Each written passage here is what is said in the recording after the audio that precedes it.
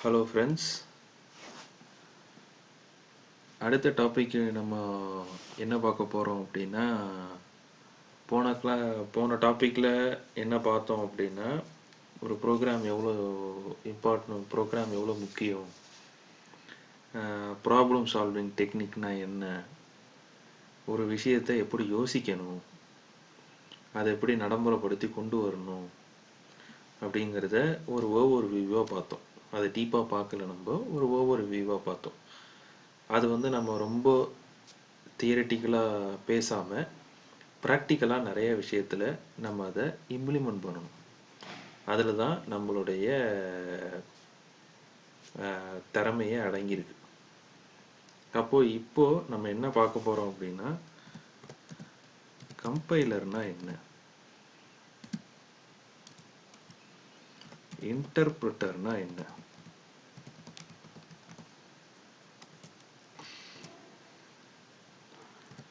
Python எப்படி working of Python. ஏன்னா நம்ம கோர்ஸில் பைத்தானை பற்றி, பைத்தான்கிற ப்ரோக்ராமை வச்சு தான் ப்ராப்ளம் சால்விங் அப்படிங்கிற டெக்னிக்கை கற்றுக்க போகிறோம். புரியுதுங்களா? நல்லா தெரிஞ்சு வச்சுக்கோங்க. பைத்தானை மட்டும் கற்றுக்க போகிறது கிடையாது. பைத்தான் லாங்குவேஜ் யூஸ் பண்ணி ஒரு ப்ராப்ளமை எப்படி சால்வ் பண்ணுறதுங்கிறது தான் நம்ம கற்றுக்கணும். இப்போ நாளை பின்ன பைத்தானை விட ஒரு அட்வான்ஸாக ஒரு லாங்குவேஜ் வருதுன்னு வச்சுக்கோங்க. நீங்கள் பைத்தானுடைய நாலேஜ் எடுத்துக்கிட்டு உங்களுடைய ப்ராப்ளம் சால்விங் டெக்னிக்கை யூஸ் பண்ணி இன்னொரு லாங்குவேஜ் படித்து அதே ப்ராப்ளத்தை இன்னும் எஃபெக்டிவாக சால்வ் பண்ணணும். அப்போது இதுலேருந்து நமக்கு என்ன தெரியுது? லாங்குவேஜ் மாறலாம், ஆனால் நம்ம ப்ராப்ளம் சால்விங் டெக்னிக்கை நம்ம அப்கிரேட் பண்ணிக்கிட்டே இருந்தோம்னா எந்த விதமான பிரச்சனையும் நம்ம தீர்க்குறோம் அப்படின்னா நமக்கு வேலை இருந்துக்கிட்டு தான் இருக்கும். ஓகேவா? இப்போ உள்ள டெக்னாலஜிக்கல் வேர்ல்டில் இதுதான் தேவை. எவ்வளோ சீக்கிரமாக ஒரு பிரச்சனையை கரெக்டாக அணுகி அதுக்கு ஒரு தீர்வை சொல்கிறோங்கிறதுல தான் நமக்கு நம்ம திறமையே அடங்கியிருக்கு. ஓகேங்களா? சரி, நம்ம அது ரொம்ப உள்ளே போக வேண்டாம். இப்போ ஒன்று ஒன்றா பார்ப்போம். கம்பைலர்னா நார்மலாக டெஃபினேஷன் என்ன சொல்லுவாங்க அப்படின்னாக்கா, it converts high level language to low level language.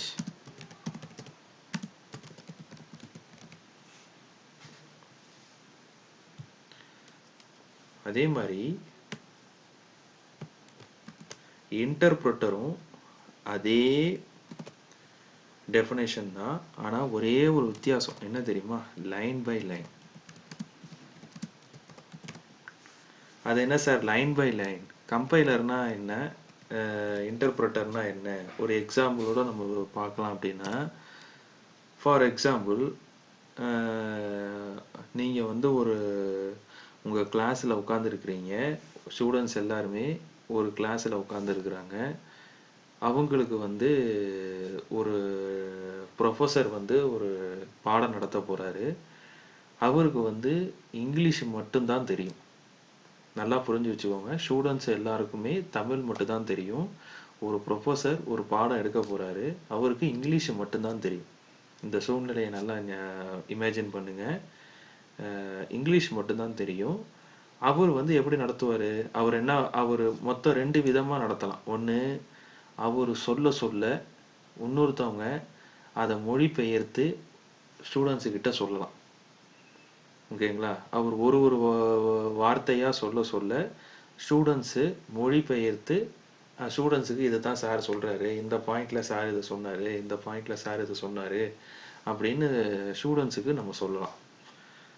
ரெண்டாவது என்ன சொல்லலாம்னா, அவர் என்ன நடத்த போகிறாரோ அதை அப்படியே இங்கிலீஷில் ஒரு ஸ்டூடெண்ட்ஸுக்கு கொடுத்துட வேண்டியது. ஆமாம், அதை அப்படியே டிரான்ஸ்லேட் பண்ணி சார் இதை தான் சொல்ல வராரு அப்படின்னு தமிழில் எல்லாருக்குமே பிரிண்ட் போட்டு காப்பி போட்டு கொடுத்தான்னு வச்சுக்கோங்க. அது ஒரு விதம் இல்லையா? மொத்தம் 2 விதம் இருக்குது. என்னென்னு கொஞ்சம் யோசிங்க. ஃபஸ்ட்டு என்னது?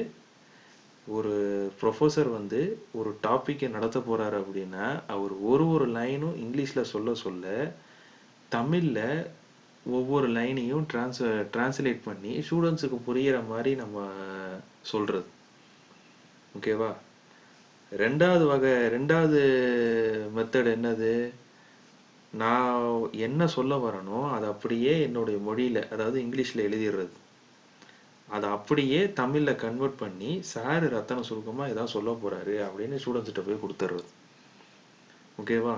இப்போ நான் அதை ரெண்டாவது வகை சொன்னேன் பாருங்கள். சார் ஃபுல்லாக இங்கிலீஷில் எழுதி அதை அப்படியே தமிழில் கன்வெர்ட் பண்ணி ஸ்டூடெண்ட்ஸ்கிட்ட கொடுக்கறது. அதுதான் கம்பைலர். ஒவ்வொரு லைனாக சார் சொல்ல ஸ்டூடெண்ட்ஸ் ஒவ்வொரு லைனாக அதை கன்வெர்ட் பண்ணுறது பேர் இன்டர்பிரட்டர். இது அப்படியே கொஞ்சம் டெக்னிக்கலாக பார்ப்போமா? கம்பைலர்னால் என்ன அப்படின்னா, உங்களுடைய நீங்கள் இப்போ ஒரு ப்ரோக்ராமிங் கோடு டைப் பண்ணுறீங்க அப்படின்னா அதை மொத்த கோடையுமே என்னவா கன்வெர்ட் பண்ணும் அப்படின்னா, நீங்கள் டைப் பண்ணி முடிச்சதுக்கப்புறமா மிஷின் அண்டர்ஸ்டாண்டபிள் லாங்குவேஜாக, அதாவது 0s and 1s கன்வெர்ட் பண்ணும். மிஷினுக்கு என்ன தெரியும்? ரெண்டே வார்த்தை தான் தெரியும். ஒன்று 0, இன்னொன்று 1. ரெண்டே நம்பர் மட்டும்தான் தெரியும். அதுக்கு வேறு எதுவுமே தெரியாது. அந்த ரெண்டுங்கிறதுக்கு அர்த்தம் தான் என்ன அப்படின்னா பைனரி அப்படின்னு சொல்லுவாங்க. பைனா ரெண்டு, பைனரின்னு சொல்லுவாங்க. அப்போது நமக்கு என்ன தெரியும்? நமக்கு இங்கிலீஷில் தான் டைப் பண்ண தெரியும் இல்லையா? நம்ம ப்ரோக்ராமிங் லாங்குவேஜ் இங்கிலீஷில் தானே டைப் பண்ணுறோம். நமக்கு இங்கிலீஷில் டைப் பண்ண தெரியும். நமக்கு தெரிஞ்ச லாங்குவேஜில் டைப் பண்ணுறது பேர் தான் ஹை லெவல் லாங்குவேஜ். மிஷினுக்கு தெரிஞ்சது எல்லாமே லோ லெவல் லாங்குவேஜ். ஸோ ஒரு மொத்தமாக ஒரு ப்ரோக்ராமை உங்களுக்கு தெரிஞ்ச மொழியில், ஒரு இங்கிலீஷ்லேயோ மற்ற மொழியிலையோ நீங்கள் டைப் பண்ணி அதை டைப் பண்ணி முடிச்சதுக்கு அப்புறமா அதை அப்படியே லோ லெவல் லாங்குவேஜாக நீங்கள் கன்வெர்ட் பண்ணீங்க அப்படின்னா அது கம்பைலர். புரியுதா? அதுவே நான் ஒவ்வொரு லைனாக நான் ஹை லெவல் லாங்குவேஜில் டைப் பண்ண ஒவ்வொரு லைனாக ஹை லெவல் லாங்குவேஜில் டைப் பண்ண அது லோ லெவல் லாங்குவேஜாக கன்வெர்ட் ஆகிட்டே வருதுன்னு வச்சுக்கோங்க. அது இன்டர்பிரட்டர். ஓகேங்களா? கம்பைலரில் என்ன டிஸ்அட்வான்டேஜ் அப்படின்னா, நான் முழுசாக டைப் பண்ண பிறகு தான் தெரியும் எனக்கு எந்த இடத்துல என்ன எரர் இருக்குன்னு. இப்போ நான் 50 லைன் டைப் பண்ணுறேன் அப்படின்னா 50 லைனில் எனக்கு ஒரு 10 எரர் இருக்குன்னா 50 லைன் டைப் பண்ணி முடித்த பிறகு தான் எனக்கு தெரியும். அதுவே இன்டர்பிரட்டரில் என்ன அட்வான்டேஜ் அப்படின்னா, நான் ஒவ்வொரு லைனும் டைப் பண்ணி முடித்த உடனே அதில் எரர் காமிச்சிரும். எனக்கு இந்த இடத்துல தப்பு பண்ணியிருக்கீங்க, இந்த இடத்துல தப்பு பண்ணியிருக்கீங்கன்னு எனக்கு எரர் காமிச்சிரும். அப்போ எது பெஸ்ட்டு நீங்கள் நினைக்கிறீங்க? கம்பைலரா இன்டர்பிரட்டரா? கொஞ்சம் யோசிச்சு பாருங்க. கம்பைலர் தானே, இன்டர்பிரட்டர் தானே பெஸ்ட்டு. கம்பைலரை விட இன்டர்பிரட்டர் பெஸ்ட்டாக இருக்கா? அப்பப்போ நம்ம எரரை கிளியர் பண்ணிட்டோம் அப்படின்னா நம்ம ஃபைனலாக நம்ம வந்து ப்ரோக்ராமை என்ன மட்டும் பண்ணால் போதும், ரன் மட்டும் பண்ணால் போதும். புரியுதா? எப்பப்போ எரர் இல்லை அப்படின்னா நம்ம ப்ரோக்ராம் என்ன பண்ணிக்கலாம், அதுக்கப்புறமா கடைசியாக நம்ம ப்ரோக்ராமுக்கு அவுட்புட்டு பார்த்துடலாமா? நார்மலாக சி ப்ரோக்ராமில் தான் செய்வீங்க, டைப் பண்ணி அவுட்புட் பார்ப்பீங்க இல்லையா? அதே மாதிரி தான் இதில் நம்ம என்ன பண்ணிக்கலாம், ஒவ்வொரு லைன்லையும் எரரை நம்ம திருத்திக்கிட்டே வந்தோம் அப்படின்னா ஃபைனலாக நம்ம வெறும் ரன் மட்டும் பண்ணால் போதும், அவுட்புட் வந்துருமா நமக்கு? அதுதான் இன்டர்பிரட்டர். இப்போது பைத்தான்லேயும் நம்ம அதான் பார்க்க போகிறோம். பைத்தான் வந்து எப்படின்னா, பைத்தான் யூஸ் பண்ணுறது டெக்னிக் என்ன அப்படின்னா இன்டர்பிரட்டர் தான் யூஸ் பண்ணுறாங்க. பைத்தானில் அவங்க யூஸ் பண்ணுறது இன்டர்பிரட்டர். ஓகேங்களா? அது மட்டும் இல்லாமல் என்ன பைத்தானோட ஒர்க்கிங் என்ன அப்படின்னா, ஜாவா முன்னாடியே தெரிஞ்சவங்களுக்கு ஈஸியாக தெரியும், இருந்தாலும் நான் ஒரு தட்டி வந்து சொல்கிறேன் உங்களுக்கு. ஃபார் எக்ஸாம்பிள், நான் வந்து ஒரு பைத்தான் ப்ரோக்ராமிங் லாங்குவேஜை டைப் பண்ண போகிறேன்னு வச்சுக்கோங்க. ஓகேங்களா? நான் வந்து ஒரு பைத்தான் ப்ரோக்ராமிங் ஃபஸ்ட்டு நான் வந்து ஒரு சிம்பிளாக ஒரு ப்ரோக்ராம் கோடை டைப் பண்ண போகிறேன்னா, இப்போ for example first .python py அப்படின்னு சேவ் பண்ணால் அது பைத்தான்னு அர்த்தம். ஓகேங்களா? ஃபஸ்ட்டு .pyனா பைத்தான். நான் ஃபஸ்ட் அப்படிங்கிற ஒரு ப்ரோக்ராமை பைத்தானில் டைப் பண்ணி சேவ் பண்ணிட்டேன்னா அது என்னவா கன்வெர்ட் ஆகும் அப்படின்னா பைட் கோடாக கன்வெர்ட் ஆகும். அது ரொம்ப இப்போ நீங்கள் நெட்லலாம் போனீங்கன்னா ரொம்ப டஃப்பாக கொடுத்துருப்பாங்க கொஞ்சம். இது புரிஞ்சிக்க உங்களுக்கு ஈஸியாக இருக்கும். பைட் கோடுனா என்ன சார் அப்படின்னா அது டீட்டெயில்டாக நான் வந்து சொல்கிறேன், கொஞ்சம் வெயிட் பண்ணுங்கள்.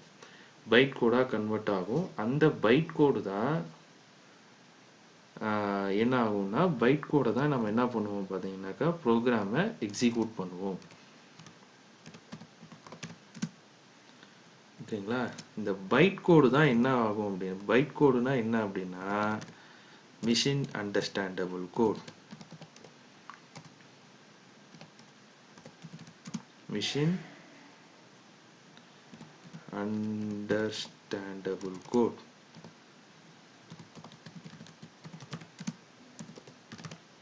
பைட் கோடு தான் மிஷின் அண்டர்ஸ்டாண்டபிள் கோட். ஓகேங்களா? அப்போது மிஷின் லாங்குவேஜ், அப்போது லோ லெவல் லாங்குவேஜுக்கும் பைட் கோடுக்கும் என்ன வித்தியாசம்? அது நமக்கு சந்தேகம் வருது இல்லையா? இப்போ மிஷின் அண்டர்ஸ்டாண்டபிள் கோடுன்னு பைட் கோடை சொல்கிறோம், லோ லெவல் லாங்குவேஜ்னு நம்ம சொல்கிறோம் இல்லையா? அப்போது ஏதோ ஒரு வித்தியாசம் இருக்கும் இல்லையா? இந்த வித்தியாசம் இப்போது இந்த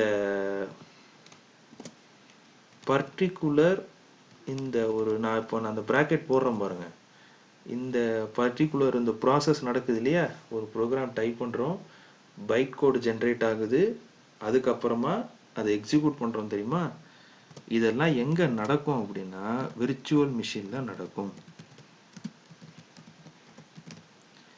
விர்ச்சுவல் மிஷின் அப்படிங்கிற கான்செப்ட் என்ன அப்படின்னா சிம்பிளாக புரிஞ்சு வச்சுக்கோங்க.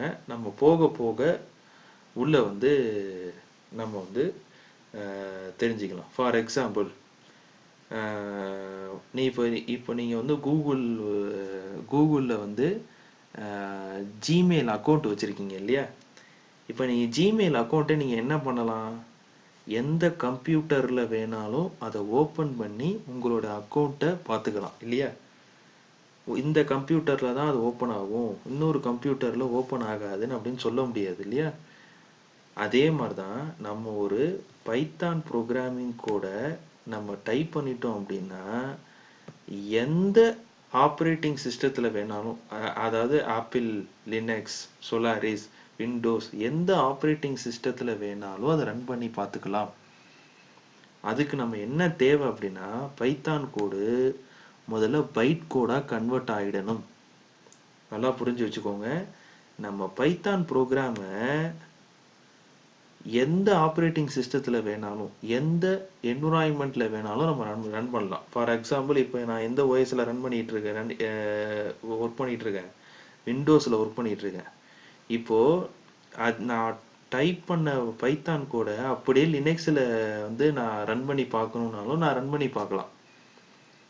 நான் விண்டோஸில் டைப் பண்ண பைத்தான் கூட நான் மேக் ஓஎஸில் ரன் பண்ணாலும் ரன் பண்ணி பார்க்கலாம். எனக்கு அதுக்கு என்ன தேவை அப்படின்னா பைட் கோடு தேவை. ஓகேங்களா? இந்த பைட் கோடை ரன் பண்ணணும் இல்லையா? இந்த பைட் கோடை நான் ரன் பண்ணி பார்க்கணுமா? இந்த பைட் கோடு மூலமாக தானே எனக்கு வந்து அவுட்புட் எக்ஸிக்யூட் ஆக போகுது, எனக்கு அவுட்புட் வரப்போகுது.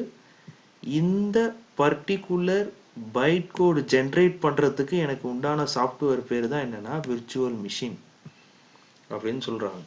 அதனால் பைத்தானை ரன் பண்ணுறதுக்கு நமக்கு என்ன தேவை தெரியுமா? Python virtual machine. Python virtual machine தேவை. இப்போ புரியுதா? ஓகேவா? நம்ம எதையுமே ரொம்ப எடுத்தோடனே ரொம்ப டீப்பராக அதிகமாக ஆழமாக படிக்க வேண்டாம். ஃபஸ்ட்டு என்னன்னு தெரிஞ்சு வச்சுக்கோங்க. ப்ரோக்ராம் டைப் பண்ணும்போது நான் இப்போ சொன்னதெல்லாம் அப்படியே ப்ராக்டிக்கலாக நான் உங்களுக்கு வந்து ரன் பண்ணியே காமிக்கிறேன். நீங்களும் அதை எக்ஸ்பீரியன்ஸ் பண்ணுங்கள். அப்புறமா டவுட் இருந்தால் கேளுங்க. எவ்வளோ தூரம் நீங்கள் டவுட் நம்ம க்ரியேட் பண்ணி டவுட்டை நீங்கள் கேட்குறீங்களோ அந்த அளவுக்கு நீங்கள் கற்றுக்கிறீங்கன்னு அர்த்தம். ஓகேங்களா? அதனால் தயவு செஞ்சு எல்லோரும் பார்த்தீங்கன்னாக்கா எப்போ புரியலைனாலும் டவுட் கேளுங்க.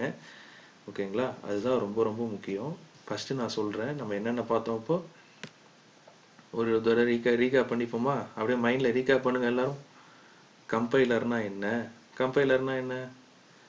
It converts higher level language to lower level language. அதே தான் இன்டர்பிரட்டரும், higher level to lower level. ஆனால் என்ன வித்தியாசம்?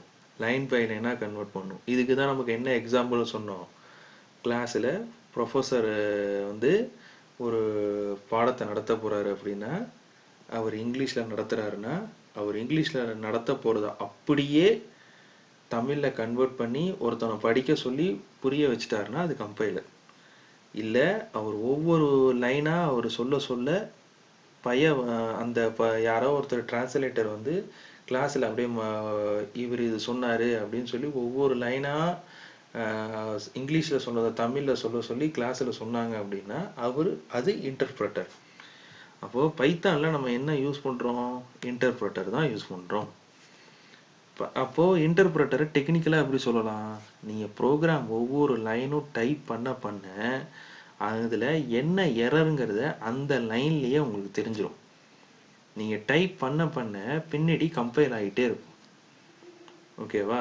சரி, பைத்தான் தான் கம்பைல் ஆகுது. அப்போ வந்து இன்டர்பிரட்டர் பைத்தான் தான் ஒவ்வொரு லைனையாக இன்டர்பிரட் பண்ணிக்கிட்டே இருக்கு. அது எப்படி ஒர்க் ஆகுது? அடுத்தது நம்ம என்ன பார்த்தோம்? ஃபஸ்ட்டு நான் வந்து ஒரு பைத்தான் ப்ரோக்ராமை க்ரியேட் பண்ணேன் அப்படின்னா அது என்ன பண்ணும் அப்படின்னா பைட் கோடு ஜென்ரேட் பண்ணும். ஏன் பைட் கோடு ஜென்ரேட் பண்ணுது? நான் ஒரு தடவை பைத்தான் கோடை ஒரு சிஸ்டத்தில் எக்ஸிக்யூட் பண்ணிட்டேன் அப்படின்னா நான் எந்த என்விரான்மெண்ட்லேயும், அதாவது எந்த ஆப்ரேட்டிங் சிஸ்டத்துலேயும் எந்த பிளாட்ஃபார்ம்லேயும் என்னால் என்ன பண்ண முடியும்? ரன் பண்ண முடியும். அதுக்கு எனக்கு என்ன தேவை? பைட் கோடு தேவை.